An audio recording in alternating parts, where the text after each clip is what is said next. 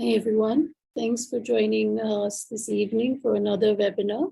Today we're going to be hearing a bit about wholesome evaluation principles from the presenter, Dr. Phuntsho Choden. Just before we get started, wanted to just take us through some guidelines. Let's all keep the microphone and the video off. Not only will it make the experience better regarding like the bandwidth, but also we'll be able to hear the speaker much better. If you have any questions, please leave them in the chat bar. If they're regarding the presentation, we'll get to them right after the presentation. And if there's anything else, the team will try to address it. Yes, but let's all keep us muted and keep our cameras off. So before we move to the main presentation, I want to invite Chhimi Dorji, who is a member of the Evaluation Association of Bhutan, and he is a trainer and evaluation consultant, to give opening remarks.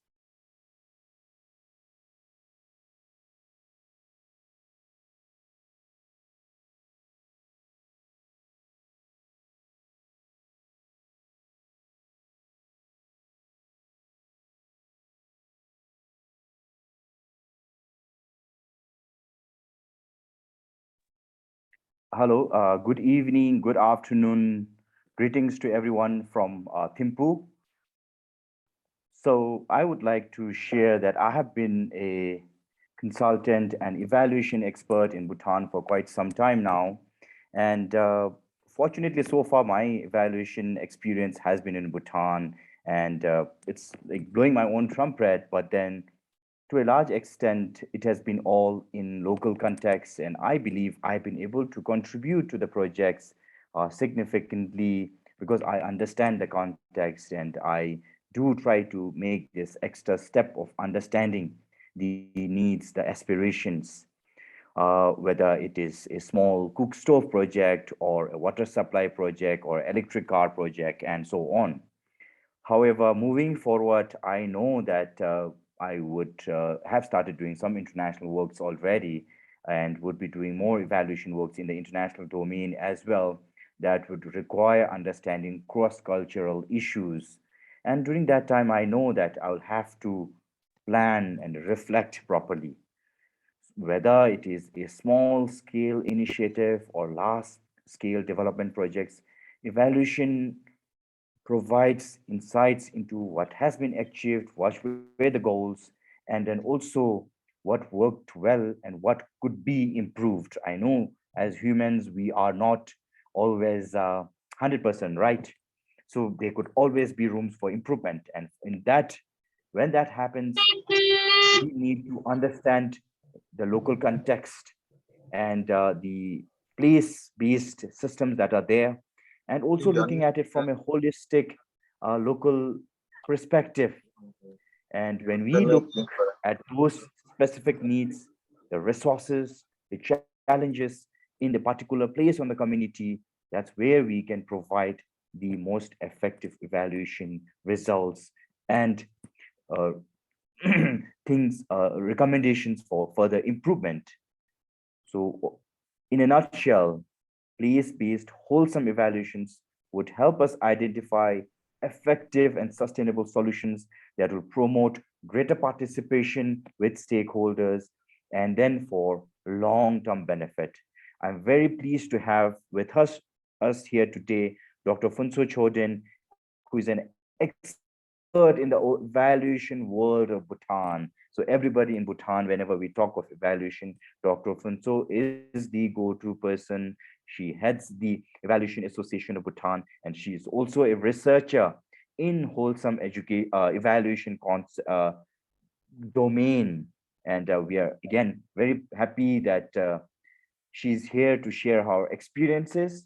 And our participants here, young and old, from all across the world, uh, let us take this opportunity, make the best use of this opportunity to learn the maximum out of Dr. Phuntsho's researchers and her experience, and squeeze the lemon, as we would say, right? And because we may not ever get this type of opportunities. And I wish everyone the best of luck and enjoy this conversation with Dr. Phuntsho. Thank you and Tashidele.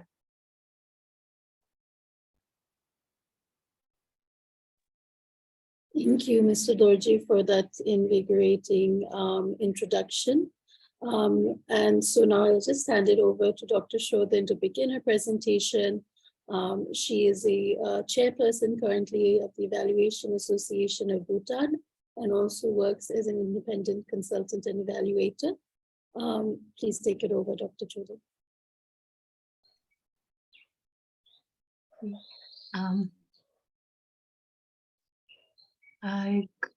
Greetings from Thimphu, Kuzuzangpo, and good morning, afternoon, and evening, whatever time zone you are on.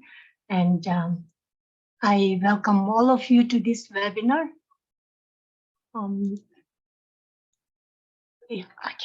So I welcome all of you to this webinar, and so this webinar is, as announced, it's on wholesome evaluation principle. And first of all, thank you so much for introducing me, and especially Chhimi Dorji for putting me on so much high place, so which may not be necessarily true. So, but I am a learner with all of you together, and would like to share this whatever I have work on until now with you. And this is work in progress, and on which I would like to hear a lot from you also. And let's learn together. And thank you so much for introduction. And now today my topic is on wholesome evaluation principle, which I would like to call it as a work in progress.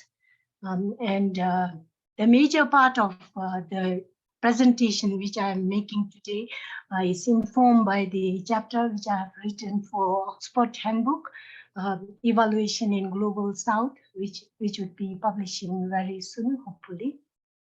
And in this presentation, I'm going to cover what I mean by wholesome evaluation, and what are some principles covered, proposed under wholesome evaluation, and why it is important, and how it is important, and basically also take you through what I mean by the evaluation, wholesome evaluation principle, and what are the principles underneath in detail. So with this, let me begin my presentation. And so firstly, let me explain now what is wholesome evaluation, what I mean by that. So I have loosely defined the concept here. So it is called wholesome evaluation. It's a local wisdom-based proposition for principle-based evaluation, which is guided by the principle of spirituality, the principle of intergenerational, and principle of gender equity and inclusiveness. So these are the three principles I will be talking today under the wholesome evaluation. And also, like, I want to again inform the floor here that this wholesome evaluation as a concept was, I worked on it based on my experience in my country, Bhutan, which is guided by the development philosophy of GNH.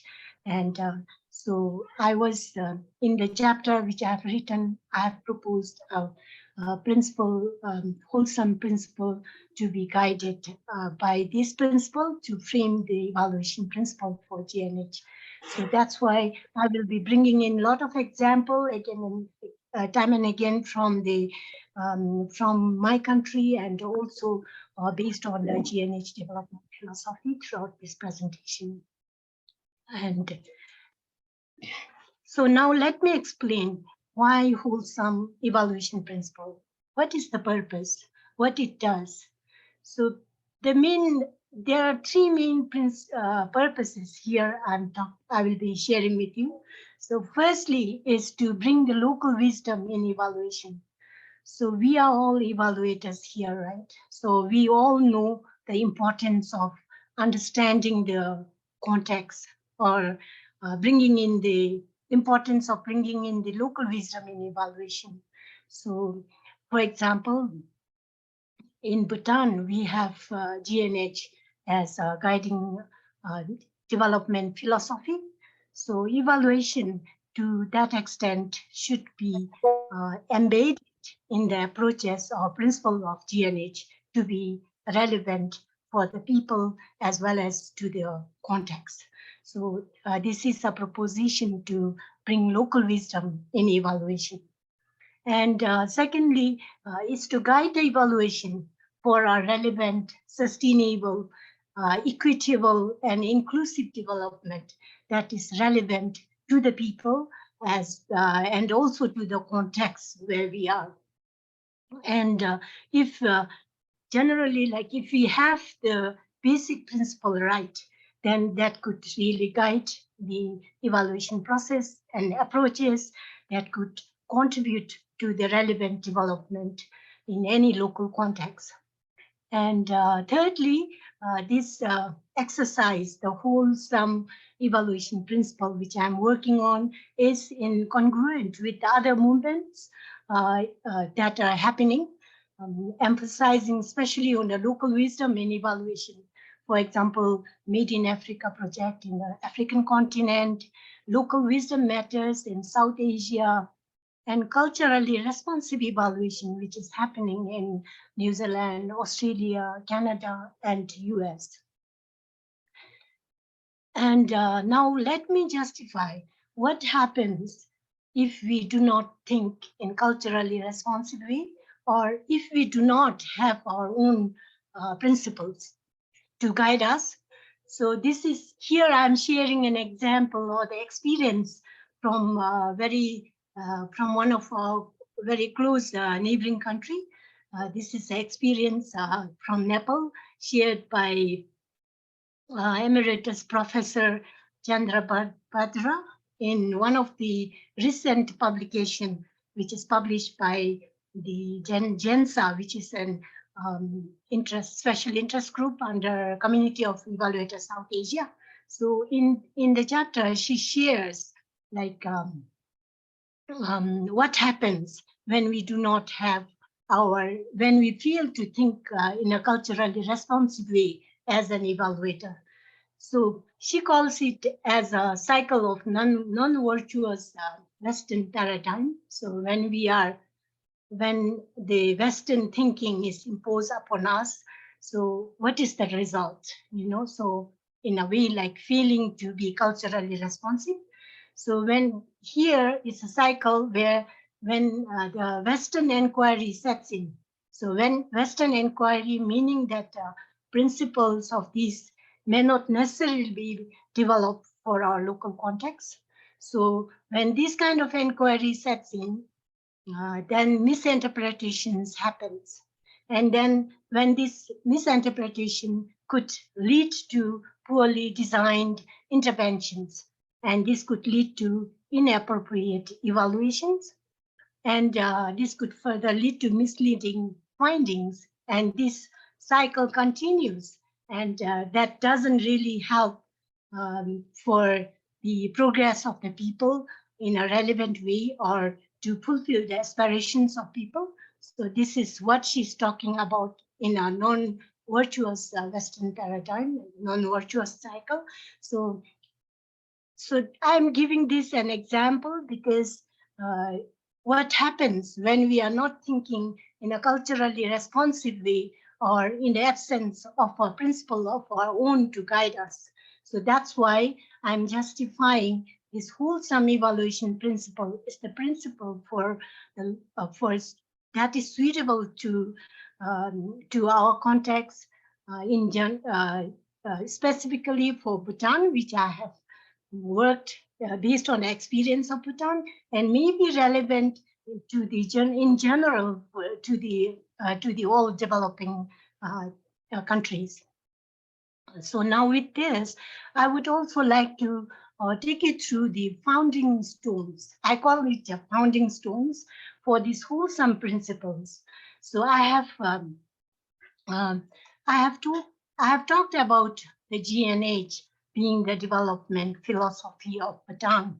So this is one concept, which is an alternative development philosophy. And on the other hand, there is culturally responsive evaluation approaches, which is being practiced in many countries. So these two are the founding stones for developing wholesome evaluation principle. And these two concepts basically informed my work on wholesome evaluation principles. So now let me tell you what these concepts are.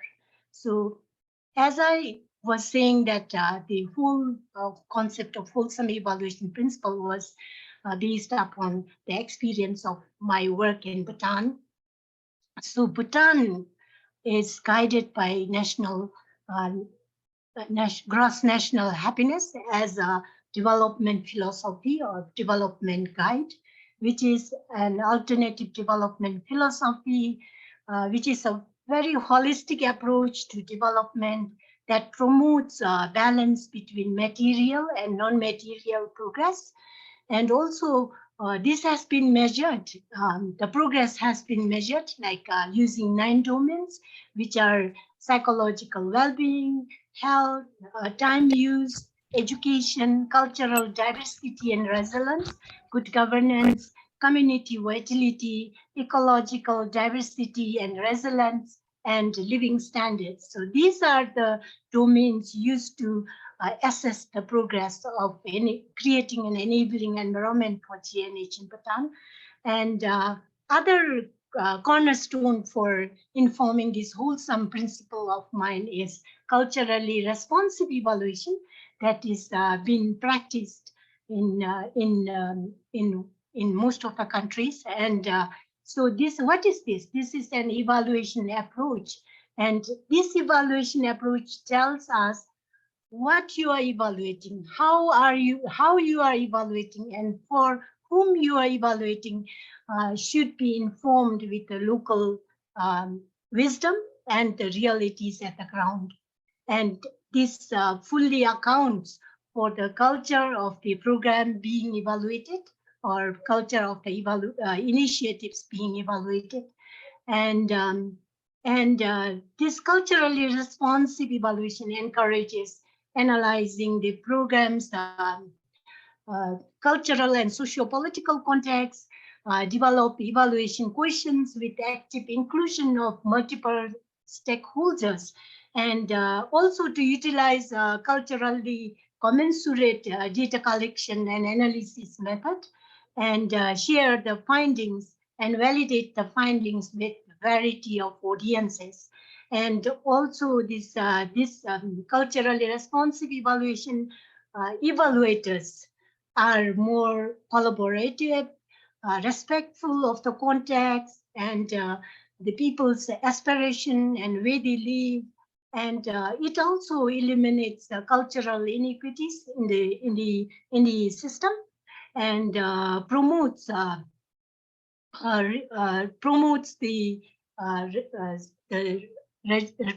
and readers provide the solution, and to be more reflective of their own culture, of their own biases and prejudices. So all these, this is how the culturally responsive evaluation puts up the evaluation approach should be. So these two concepts are talking like these two have a lot of common grounds to share. So that's how I have used these two concepts as the founding stones to write on the wholesome evaluation principle, which I'm working on. So this is about the foundation of the wholesome evaluation principle, which I'm working on. And now let me take you and present the 3 wholesome principles. What I mean, what are these 3 principles now? So principle of spirituality, which I mentioned, and also principle of gender equity and inclusiveness, and principle of intergenerational. So now I will explain each one in the next few slides. And firstly, with the principle of spirituality, this principle proposes development initiatives needs to accommodate people's way of life and their lived experiences. And this is really talking about understanding the context and where the initiative is taking place, what kind of context or background the development initiative is happening. So I think this is quite the normal way to follow, right? When we have development initiatives, what we do is first thing we try to understand the context well. So where we are going to take this program, and what is the background like? What is the context like? And what are some skill that people already have and what they have been doing? So we understand that first before we bring in any initiative or program to implement, right? So if we want to just say that I have $1 million initiative, you stop doing whatever you have been doing and now you have to work from the scratch. This may not really be appreciated unless you are extremely lucky. So I think this under this principle, the proposition is we really need to understand, accommodate people's lived experiences and to understand their context well before any implementation of any program or any evaluation.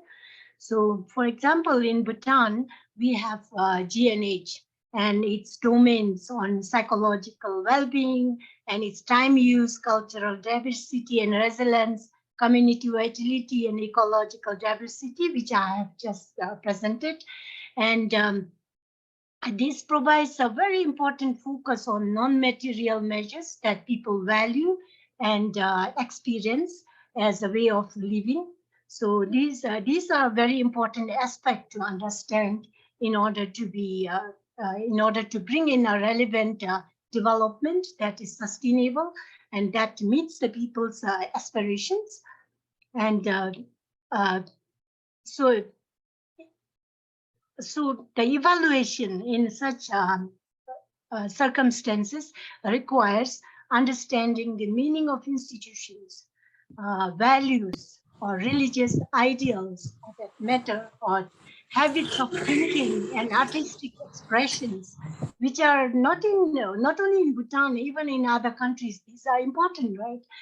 In order to understand the context and the patterns of social and interpersonal relationship that influences the lives of community members within which the research or evaluation to take place. So this principle really talks about respecting people's way of life and trying to understand the context well and understand people's experiences before we do anything. So this is the principle of spirituality, and the next is the principle of intergenerational. So this principle proposes projects or activities or any outcome of the projects must be designed with future focus goals and intergenerational thinking. And this is really talking about the sustainability in culture, sustainability in values, sustainability in environment, and also the resource use. This is really about the intergenerational principle is really talking about the sustainability of what we are doing. And also, if we relate back again to my country, Bhutan, GNH domains, again, like the 9 domains which I talked about, domains on health, domains on education, on good governance, on living standards, provides special attention to intergenerational aspects, with policy focusing on sustainability and well-being of future generations. So this is under GNH, the focus is so much on intergenerational and sustainability. And so focus on values in the evaluation. The focus, when we talk about focus on values, lived experiences of people, require evaluation to be responsive to the people's aspirations in the thinking. People respond to the people's aspirations. And this is thinking about intergenerational aspect and sustainability issues. So this is about the principle of intergenerational and principle of gender equity and inclusiveness. This proposes this principle proposes equity and inclusivity as main focus in design of any initiative and evaluation. And for GNH, again, giving the example of my country, for GNH, equality and inclusivity are the main feature of being sustainable. So if the development doesn't lead to the inclusive development or development with equity, then it will be very difficult to sustain, I believe. And evaluation, for that matter, documents who is not being served by the program, although they are clear, they clearly represent a segment of people who needs all this intervention and programs. The main purpose of evaluation is to document who are being not served by any development program or initiative, although they clearly represent the segment of population who needs the intervention, right? So this is what evaluation does. So it requires, the evaluation requires the awareness of the cultural context and understanding of how this context might influence the behavior of individual covered under the initiative. So this is the way culturally, if we think in a culturally responsive way as an evaluator, this awareness are very important in order to be able to recognize who are left behind and why they are left behind. And so evaluation must lead to stocktake the learnings and improve the future initiatives. So the main role of evaluation is to stocktake what went wrong, how did it go wrong, and if things have gone right way, why did it go right way? How did it go right way? So that we can take the learnings and to improve the future initiatives, right? So if we are culturally responsive, if we think in a culturally responsive way, then this could lead to a more relevant development, relevant for the aspirations of people. So this is these are the three principles I'm covering, proposing under the wholesome evaluation principle to guide the evaluation. In this case, I have done this work to guide the evaluation in Bhutan. And now with this, let me take you to the earlier cycle. We have seen the non-virtuous cycle we have seen, and where I have shared the experience from Nepal. And now let's look at this. And this really talks about how this wholesome principle could help in having a relevant evaluation, in bringing in a local wisdom into evaluation, and also design the evaluation. This is most appropriate and fit for a local context.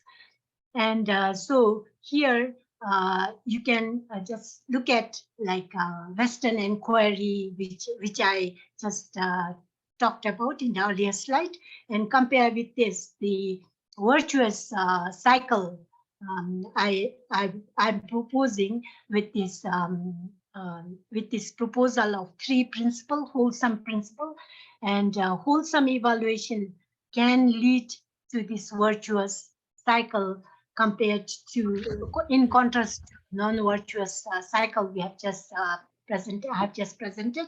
So here, so if we have a wholesome evaluation principle, which is the principle based on the local wisdom, and principle which is developed for the local people and local context, informed by the local wisdom, then we will have a principle-based understanding of the context very well. And then this could lead to culturally responsive design of evaluation. And when we have a culturally responsive design of evaluation, this could lead to appropriate methods and analysis of data you have collected. And then this could lead to the recommendations which are aligned with the aspirations of people. For here, I have referred again to Bhutan and set GNH aspirations, but this could lead to any aspirations of the people in the locality.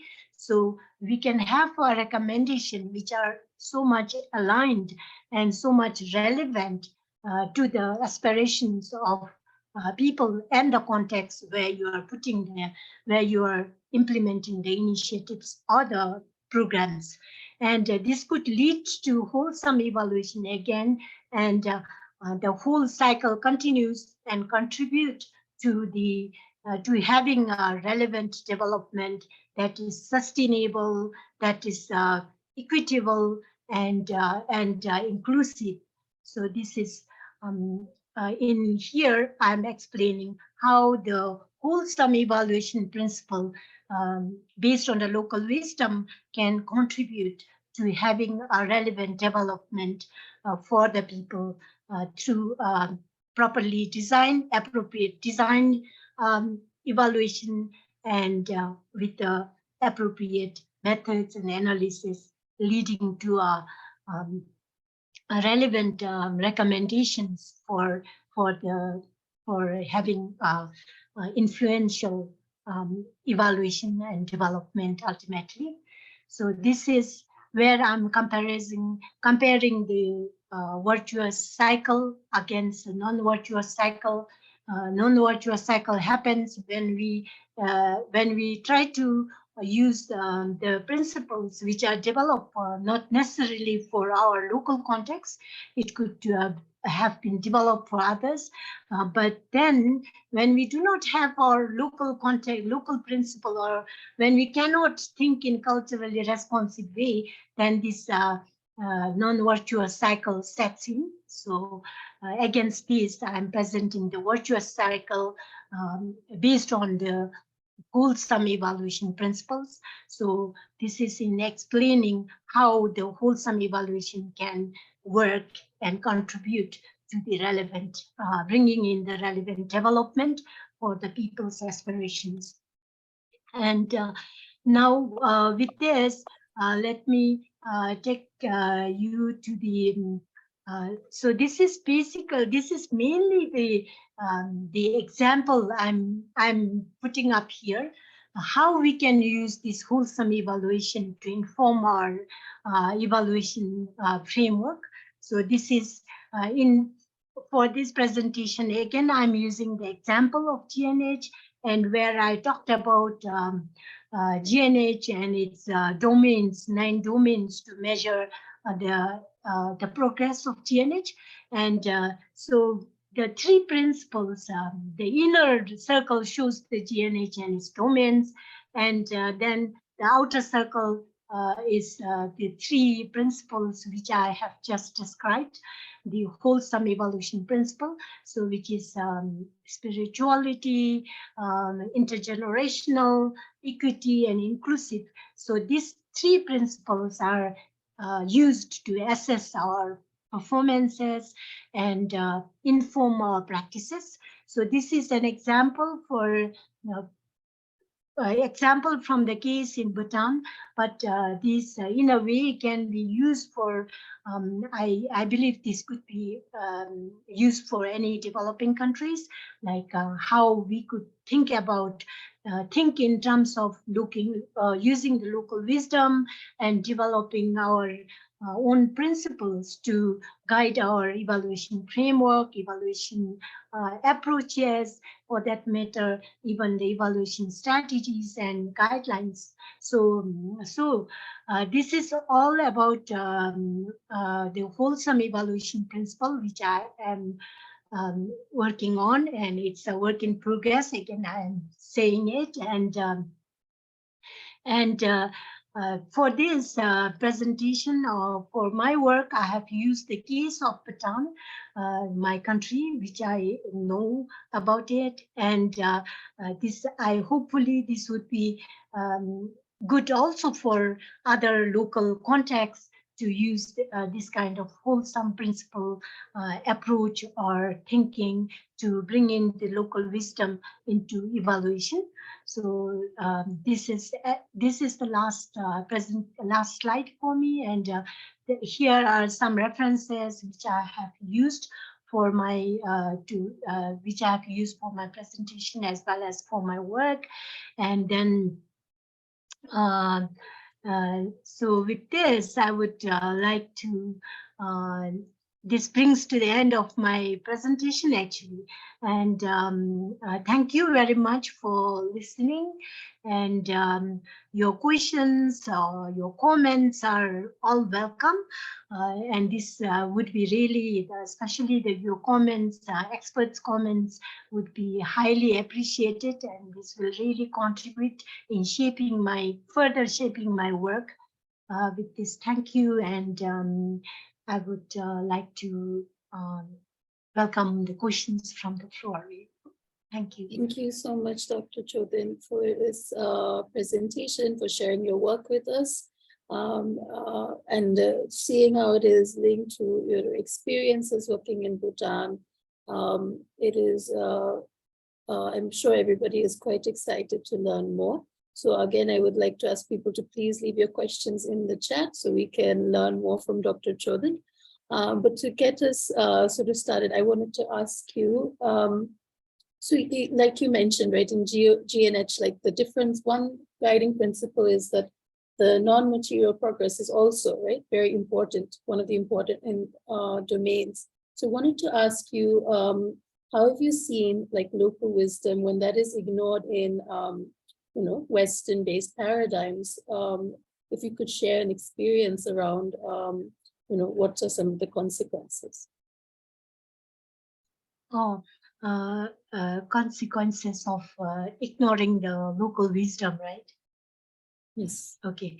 So that would be one of the where I have been showing my this non-virtuous. So if I go back here, in the non-virtuous cycle where I've seen the experiences in Nepal, and I have explained this, and she refers, the author of this refers to the non-virtuous Western non-virtuous cycle. So if we ignore the local wisdom, then which means we are not thinking in very culturally responsive way, and maybe we do not have our own principles to guide it by.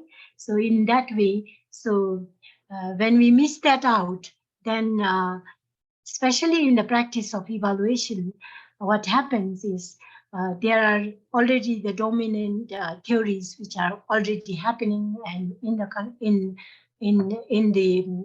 the world, and most of the theories or approaches are developed not for our context, so it is developed for the context of others.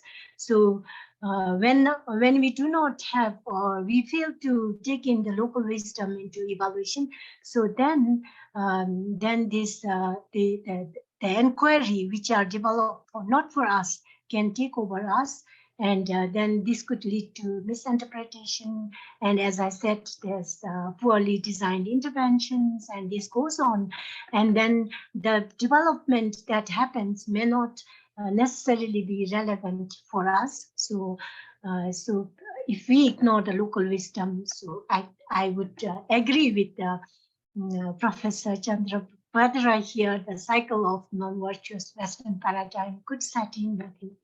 Yeah. Hope I answered your question.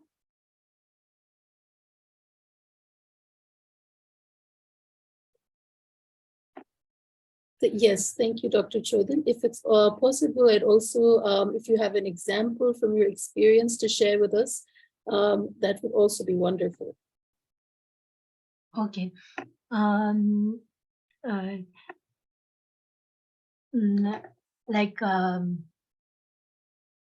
Definite, the concrete example from my country would be like, especially like when we look at it's based on my experience of reviewing documents of evaluation in my country, and if you look at our the evaluation done in the past, there are not many, but there are a few which are done, but then they're what we are guided by is guided by the DAC criteria, and sometimes the DAC criteria are there, and we, since we do not have our own principle to guide us, or to sometimes we fail to think in culturally responsive way, and then this DAC criteria could be misinterpreted not in a way we wanted, and so the findings could be quite misleading. So especially in not only in Bhutan, in many developing countries, we use DAC criteria as a guide for evaluation. But I'm not criticizing this DAC criteria, but that these are good criteria for us. But then these are designed from the principles that are fitted for different countries, right? And then we need to really look at and to bring to our own context. So for bringing to our own context, we need the principles to guide us, to help us. So that's why I'm saying this wholesome principle is something which I've thought around for GNH in Bhutan. Yeah. Okay. Thank you. I would like to bring in one of the questions from an Indian participant, Julius Limbutu. He is asking whether the principle of spirituality, how do you see it, and is there a religious dimension to this principle? I couldn't get the last part of the question. I think they are asking for a bit more of clarity on the principle of spirituality, how much of it is about, modeling, understanding the way of life and the lifestyle of people, and whether there is a religious dimension at all to how we can bring it into the framework. Okay, a religious dimension, you mean? Yes. Okay. Actually, this principle of spirituality here I'm referring to is it's totally about understanding the people's life and their lived experiences, which would include their faith or their religious aspects, their social norms, and their cultural aspects. So which really is about understanding the overall context, socio-political, economic context of the program or any the communities where you are going to do the evaluation. So this is really about bringing all those aspects in. Thank you. Thank you so much for clarifying. I would like there's one more question from Sergi Erikeku. I hope I didn't butcher that. If you would like, you can also unmute and ask your question, Sergi.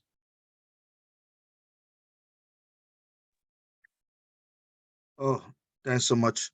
Very interesting presentations. My name is Sergi Yaku. I'm the co-chair of EVA Engineers. In the meantime, the vice president of the International Development Evaluation Association, ADS. So anyway, so simply Google my name. I think you may know more about me, what I'm doing in evaluations. I was very interesting to be part of this webinar, listening to this very lively and clear presentations. And then I feel like this work went through and aligned with our work at the EVA Indigenous. EVA Indigenous Networks is a network member of EVA Partners. So we're working to support Indigenous evaluation practice worldwide, who embedded with principle-based understanding about local knowledge, local value, and local cultural evaluations, more cultural responsive evaluations. So, and then when listening from you about basically the comparison between the virtuous and the non-virtuous circle, I'll be interested to listen from you, your understanding or your thought about how do you frame the research approach under the Wholesome evaluations. Maybe I might have one wrong understanding, but with your clarification, that should be very helpful. And in the meantime, I'll be happy that we get people supporting or being member of EVA Engineers, because I'm sharing on the chat the web page on the website of EVA Engineers, and then we may get time to chat after these conversations. Over to you, please. Okay, how do I defend my wholesome evaluation, right? Yeah, I mean the research part, basically the research part. Yeah. As I was explaining, the wholesome evaluation, the whole idea is founded on two concepts, which I just explained. And one is because the wholesome evaluation principle I was working based on my experience in my country, and Bhutan having a unique development philosophy like GNH, which is guiding the overall development. And in that way, like I was thinking like how we can have an evaluation framework that fits in well with the GNH concept for my country. And while I was researching, I came across this culturally responsive evaluation, and which shares a lot of similarity with which shares a lot of compatibility with the GNH, where this although this culturally responsive evaluation is also a Western thinking, but it accommodates bringing in local wisdom and making it much more localized way of doing evaluation. So that's why the wholesome evaluation is actually riding on these two foundation, which I call it a foundation stones, which is GNH and the culturally responsive evaluation approaches. So my research so far, as I have said, this is a work in progress, and so far this has been based upon these two, and so I am totally basing my founding on these two concepts, and so just now it is a work in progress, and I still use the idea from culturally responsive evaluation, as well as culturally responsive evaluation is an indigenous thinking as well. So it comes under the indigenous evaluation approaches, and so this would be the main foundation for my research, and so I will be building basically on this, and hope I explained, I clarified your question. I'm not sure whether I answered your question or not. That's clear. That's clear. I think you said size under development. That's good enough. I missed it when you do the presentation. Thank you so much. Over to you, please. Thank you again. We're coming closer to the end of the webinar. But before we close this question and answer round, I wanted to ask Dr. Choden if there's anything you feel people should, a key takeaway from your presentation today that you would like to share with all of us. A key takeaway from my presentation is to bring in local wisdom into culture, into the evaluation. And I think thinking more culturally responsive way would help us to have a relevant development that is the development that fulfills the aspirations of people and the context where we are living. So I would focus on bringing in local wisdom that is so much important for evaluation and being culturally responsive way. Yeah. So if this is the last question, is this the last question or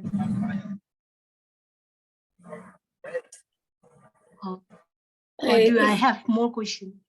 I think at this moment, this is the last question, but if we have another, I think we do have a few more minutes. So if there's anyone who would like to ask a question, please do raise your hand or leave a message in the chat. And you know, we can respond to your questions and please. All right. And yes, the webinar recording will be shared after the event for anybody who has missed the beginning or wants to go over it again. So you will have that available. Excuse me. I am Sabine Sharik from Sri Lanka. Can I raise a question? Sure. Okay, thank you. Thank you. Yes, it's a very interesting new concept on evaluation. Thank you for that new knowledge. And I will just request you to keep it just to the question, just because we're close to the end. Okay. And in terms of this appropriate methods and analysis, what do you how do you analyze and how do you use your methods? Is it the same method that we are right now using, or are there any other appropriate methods? Thank you. Okay, thank you for the question. As I was explaining in earlier slide, where the culturally responsive evaluation also talk about the culturally commensurate way of data collection. So depending upon where you are and what kind of contacts you are meeting the people in your evaluation. So it will really depend upon where you are, and so bring in the most appropriate methods and analysis which is relevant to the people. So not necessary that here I would say that you do not have to be always very technical, bringing into so much of modeling and issues like that, which is quite far from the people. Far from capturing the people's reality.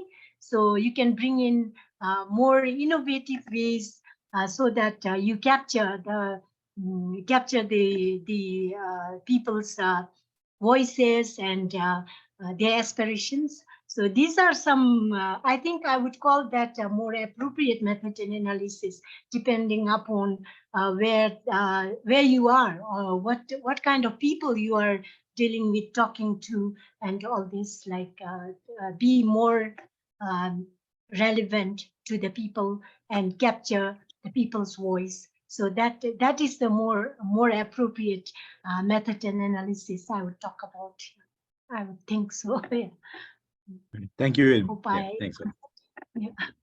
If it's okay, then I will just actually ask a quick follow-up, because you also mentioned earlier when talking about CRE, the importance of collaboration with the stakeholders. So I just wanted to ask you, in this, in this paradigm that you are exploring, how do you see collaboration between the stakeholders and the evaluators? What are some ways you hope this could unfold? Yeah, it's a very important question, and also the as an evaluator, it's so important to for an evaluator to think at the equal level to the people you are talking to, like respondent. For example, if you say you are a evaluator collecting data and talking to people, and you have to understand the position and bring yourself down to the level of the people. So that is so important, I think. Yeah. So there is always the difference between the evaluator as well as and the people who are responding to you. So you should be mindful of that and try to bring yourself down to their level and be at the equal level. So try to make that their building, you call it repo building or something. Yeah, so that's so important, I think. Yeah, for to be culturally responsive in a way to capture the people's voices. Yeah. Hope I answered your questions. Thank you so much. We have a few more comments, but maybe Dr. can address them later after the presentation. So I want to thank you again for presenting your work and sharing a approach that we can, help to make our evaluations more grounded in local realities. So thank you again. And I would like to have Kasun Ramanayake share closing remarks before we end today's session. Thank you again, everybody. Please take it over, Kasun. Thank you Garima, for please the share the platform. slides.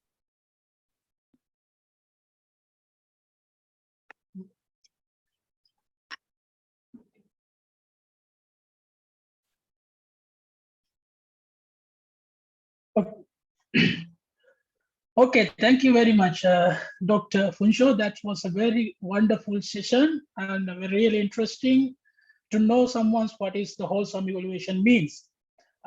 Actually, in a evaluation field, we are facing some sort of difficulties to collaborate the qualitative information actor to our evaluation. Especially, we are working with the numbers, we are working with the quantitative analysis, but same time, we completely forget our cultural, inspirational values in our societies. This is a very innovative approach that you have introduced to us today, and it was a very wonderful session. Thank you very much for your effect and your information. And before I conclude these sessions, I want to thank several our partners and also some of our participants. Firstly, I want to thank Mr. Chhimi Dorji, members of Evaluation Association in Bhutan, to bring your valuable thoughts to this webinar. And also I need to thank some of our collaborative and organization partners named Asia Pacific Evaluation Association, Sri Lanka Evaluation Association, Evaluation Association of Bhutan, EvalYouth Sri Lanka, Center for Evaluation at the University of Sri Jayewardenepura, and also Eval for Actions for collaborating this success. And also, I need to thank our wonderful moderator, Ms. Agrawal. Thank you very much for your moderation. And also, finally, I need to thank all our participants, otherwise this session will not be successful. Finally, I want to do a very humble request as the conclusions of this webinar. Do not forget your cultural and inspirational value while you are doing it in a very comprehensive evaluation. Thank you very much. Thank you so much, Kasun. Before everybody leaves, I just want to share that there is very soon, next month, there's a new webinar that will be talking about youth and transformative participatory approaches as a tool for enhancing social justice and equity through evaluation. The speaker will be Khalil Betar, who is a co-founder and former chair of the EvalYouth Global Network. And it should be an exciting session, so please do register and join us. We'll just be putting the registration link in the chat box. Thank you everyone for joining and sharing your thoughts and questions. And thank you again, Dr. Choden. Thank you.